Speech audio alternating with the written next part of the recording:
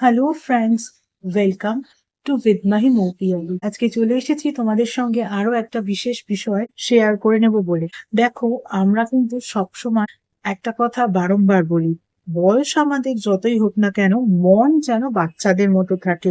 আমাদের সকলের ভিতরেই যে ইনার চাইল্ড রয়েছে, সুপ্ত অবস্থায় সেই ইনার চাইল্ডকে জাগানোর জন্য বা সেই ইনার চাইল্ডকে অ্যাক্টিভেট করার জন্য তোমরা কি করো? আমি তো অনেক কিছুই করি, তোমরা কি করো? আমি কি কি করি সেই জিনিসটা বলবো, কিন্তু তোমরা কি কি করো আর কেনই বা আমরা আমাদের ইনার চাইল্ডকে অ্যাক্টিভেট করতে যাব? কি দরকার? দরকার কি কিছু আছে? ইয়েস, আছে। ইনার চাইল্ডকে আমরা যখন অ্যাক্টিভেট করি তখন কিন্তু আমাদের মধ্যে কয়েকটা পাওয়ার অ্যাক্টিভেট হয়। সেগুলি কি কি? যেমন পারসিস্টেন্সের পাওয়ার, মানে যা কিছু একটা করে ফেলার পাওয়ার। মানে দেখবে ছোট বাচ্চারা কি হয়, তারা কিন্তু কোনো একটা জিনিসের জন্য তাদের বেস্টটা দেওয়ার চেষ্টা করে। ইনফ্যাক্ট তারা যখন কোনো কিছু চায় বা কোনো কিছুর জন্য প্রচন্ড বায়না করে, তখন কিন্তু তারা সেটাও তাদের সমস্তটা দিয়ে করার চেষ্টা করে। মানে ধরো, তোমার ছোট বাচ্চা কিছু চাইছে, তুমি সেটা তাকে দিতে চাইছো না, তখন দেখবে সে তোমার জামা কাপড় ধরে টানছে, তোমার হাত ধরে টানছে।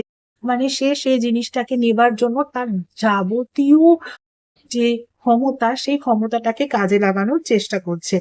এই যে যা কিছু করে ফেলার বা যে কোনো কিছু করে ফেলার মতন এরকম একটা পারসিস্টেন্সের একটা পাওয়ার, এটা কিন্তু আমাদের ইনার চাইল্ডের মধ্যে থাকে। সেটা কিন্তু গড়ে ওঠে যদি আমরা ইনার চাইল্ডকে জাগিয়ে রাখি। এখন এই মুহূর্তে আমার সামনে যদি একটা চাইল্ডিশ কিছু অ্যাক্টিভিটি থাকে, আমি কিন্তু সেই জিনিসটা করে ফেলবো, কিন্তু অনেকেই ভাববে যে এটা আমি এখন করব, আমি তো বড় হয়ে গিয়েছি, যে আমি তো আর এখন বাচ্চা নেই, আমার তো অনেকটাই বয়স হয়ে গিয়েছে, তাহলে আমার কি এটা করা উচিত? আমি কি এটা করব? এত কিছু কিন্তু অনেকেই ভাবেন, এবং এটা আমরা ম্যাক্সিমাম মানুষের ক্ষেত্রেই দেখতে পাই। মানুষ যত বড় হতে থাকে তারা কিন্তু এই জিনিসগুলো ভাবতে শুরু করে, কিন্তু ছোট বাচ্চাদের মধ্যে কিন্তু সেই ব্যাপারটা নেই। তারা তাদের কোনো একটা জিনিসকে করার জন্য তাদের বেস্ট জিনিসটাকে দিয়ে দেয়।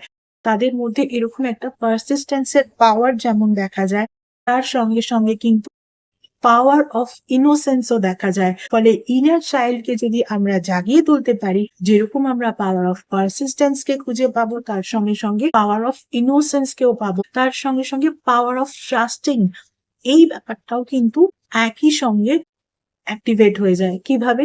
দেখবে অনেকেই ছোট বাচ্চাদেরকে আদর করার সময় অনেকটা উপর দিকে তুলে তাদেরকে হয়তো ধরে রেখেছে, কিন্তু বাচ্চাটা হাসছে, সে কিন্তু একটুও ভয় পাচ্ছে না, সে কিন্তু ভাবছে না যে সে পড়ে যাবে, কারণ তার মধ্যে কিন্তু সেরকম একটা ট্রাস্ট রয়েছে যে সে যদি পড়ে যায় কেউ না কেউ তাকে কিন্তু নিচে ধরে নেবে। আর আমরা যখন বড় হয়ে যাই, তখন ধরো একটা অ্যামিউজমেন্ট পার্কে গেছি, সেখানে হয়তো কোনো রকম একটা রাইড রয়েছে, সেটা দেখে সেখানে হয়তো আমরা উঠতে গিয়ে বারবার ভাবছি যে সেটা কোনো রকম ভাবে ভেঙে পড়ে যাবে না তো, বা কখনো কখনো আমরা এমন একটা ল্যাডার বা কিছু দিয়ে হয়তো ওপরের দিকে উঠছি, ভাবছি যে সেটা যদি মাঝখান থেকে ভেঙে যায়, যদি পড়ে যায় কি হবে তখন?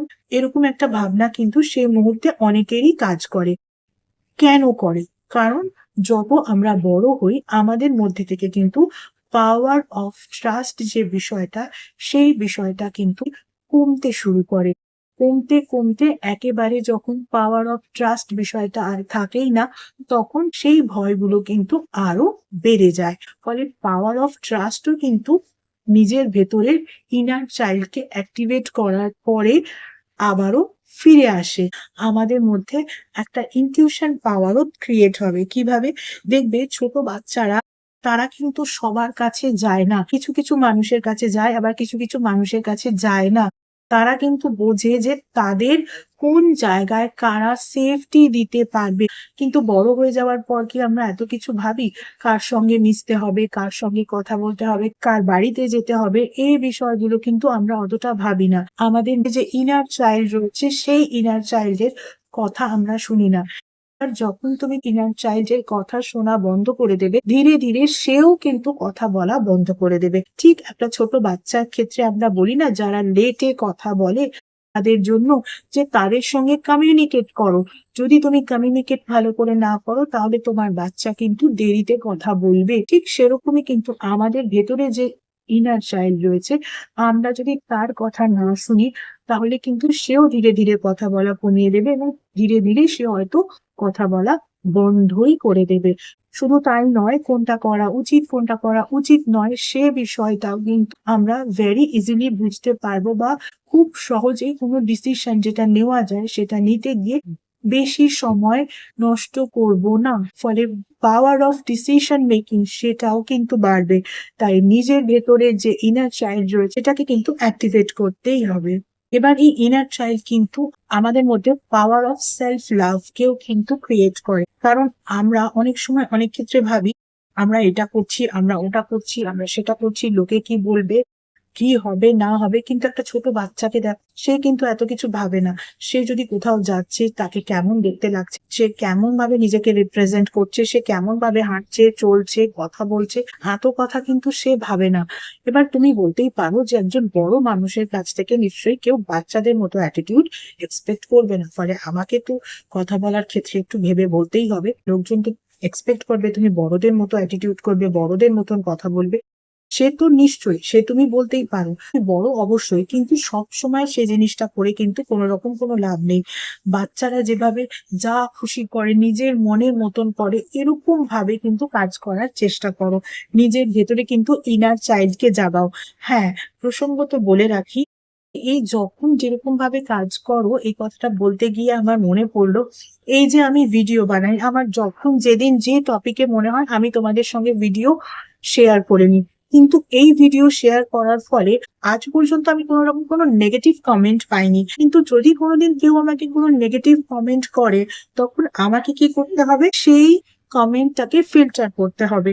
কারণ এই পাওয়ার অফ ফিল্টারটাকেও কিন্তু নিজের মধ্যে তৈরি করতে হবে। যদিও বা এটা বাচ্চাদের সঙ্গে যুক্ত নয়, এটা বড়দের বিষয়। ফলে পাওয়ার অফ ফিল্টারাইজেশনটাকেও কিন্তু নিজের মধ্যে অ্যাক্টিভেট করতে হবে। ইনার চাইল্ডকে অ্যাক্টিভেট করার সঙ্গে সঙ্গে, ইনার চাইল্ড অ্যাক্টিভেট হলে power of innocence, power of persistence, power of self love, power of intuition, power of trusting, power of decision making, এগুলো যেমন এমনিতেই তৈরি হবে, তার সঙ্গে সঙ্গে কিন্তু বড়দের মতো একটু পাওয়ার অফ ফিল্টারাইজেশনটাও নিজের মধ্যে ক্রিয়েট করে নিতে হবে। অনেকেই অনেক কমেন্ট করবে, আমাদের সেই কমেন্ট গুলো থেকে ফিল্টারাইজ করে নিতে হবে। কারণ আমরা তো জানি না কে কোন সিচুয়েশনে বা কে কোন ব্যাকগ্রাউন্ডে যে তোমাকে সেই কমেন্ট করছে। কারণ এই জিনিসটা মনে করতে হবে যে তুমি যদি তাকে জাজ করো, এটা মাথায় রেখো তুমিও কিন্তু কারোর দ্বারা জাজড হচ্ছ। তাই একেবারেই নিজেকে কোনো রকম ভাবে এরকম জাজমেন্টাল অ্যাটিটিউডে নিয়ে গিয়ে পাওয়ার অফ ফিল্টারাইজেশনের যে বিষয়টা, সেটাকেও নিজের থেকে দূরে করো না। এটা বললাম যেহেতু আমি বললাম এই নিয়ে যে আমার যখন যা মনে হয় আমি সে বিষয়ে ভিডিও করি, কারণ সেক্ষেত্রেও কিন্তু আমি আমার ইনার চাইল্ডের কথাই শুনি। কারণ একবার যদি তুমি তোমার ইনার চাইল্ডের কথা শোনা বন্ধ করে দাও, ইনার চাইল্ডও কিন্তু ধীরে ধীরে তোমার সঙ্গে কথা বলা বন্ধ করে দেবে এবং ধীরে ধীরে সে কিন্তু একেবারে সাইলেন্ট হয়ে যাবে, আর কোনো রকম কোনো কথা বলবে না। ঠিক যেরকম একটা ছোট বাচ্চার ক্ষেত্রে হয়, ডক্টরস বলে থাকে যারা লেটে কথা বলে যে তাদের সঙ্গে কমিউনিকেট করো, আর কমিউনিকেশন যদি না করো তাহলে কিন্তু তারা খুব একটা তাড়াতাড়ি কথা বলতে শিখবে না। ফলে নিজের যে ইনার চাইল্ড, সেই ইনার চাইল্ডকে কিন্তু অ্যাক্টিভেট করতেই হবে। কারণ ইনার চাইল্ডকে অ্যাক্টিভেট করার ফলে যদি এত কিছু পাওয়ার অ্যাক্টিভেটেড হয়, তাহলে আমরা কেন করব না, তাই নয় কি? আজকের মতো এটুকুই। এছাড়া যারা যারা আমার থেকে পার্সোনাল কনসালটেশন নিতে চাও, তাদের বলবো পার্সোনাল কনসালটেশন কিন্তু একেবারেই ফ্রি কনসালটেশন নয়। পার্সোনাল কনসালটেশন কিন্তু paid consultation. Regarding what? Regarding numerology, vastu, tarot reading, tarot healing, crystal healing, healing with Reiki, healing with meditation, healing with law of attraction, healing with symbolism, astrology, তার সঙ্গে সঙ্গে সনাতন ধর্মীয় পদ্ধতিতে spell casting, এবং এমন কিছু স্পেশাল রেমিডিস যেগুলো তোমাদের ওভারঅল ডিটেলস চেক করার পরেই দেওয়া যায়, এভাবে জেনারেলি দেওয়া যায় না, ইত্যাদি বিষয়ে কনসালটেশন নিতে হলে কিন্তু স্ক্রিনে যে ইমেল আইডিটা দেখতে পাচ্ছ, এই ইমেল আইডিতে কিন্তু মেল করো অ্যাপয়েন্টমেন্ট বুক করার জন্য। তোমাদের অ্যাপয়েন্টমেন্ট বুকিং একবার হয়ে গেলে তোমাদের কিন্তু তখন অ্যাপয়েন্টমেন্ট স্লট প্রোভাইড করে দেওয়া হবে এবং তখন তোমাদের কল নাম্বারও প্রোভাইড করে দেওয়া হবে, যেই নাম্বারে তোমাদেরকে কল করতে হবে। তোমরা যেভাবে আমার ফেসবুক পেজটাকে লাইক, ফলো, শেয়ার করেছো, তোমাদের বন্ধুদেরকে ইনভাইট করেছো, তাদের বন্ধুদেরকেও ইনভাইট করে নিতে বলেছো, ঠিক একই রকম ভাবে আমার ইউটিউব চ্যানেলটাকেও কিন্তু সাবস্ক্রাইব করতে হবে। পাশে থাকা বেল আইকনটাকে ক্লিক করতে হবে এবং তোমাদের বন্ধুদেরও বলতে হবে তারাও যেন আমার ইউটিউব চ্যানেলটাকে সাবস্ক্রাইব করে নেয়। আজকের মতো এইটুকুই, আবার অন্য কোনো ভিডিওতে নিশ্চয়ই তোমাদের সঙ্গে দেখা হবে। Tata, thank you so much.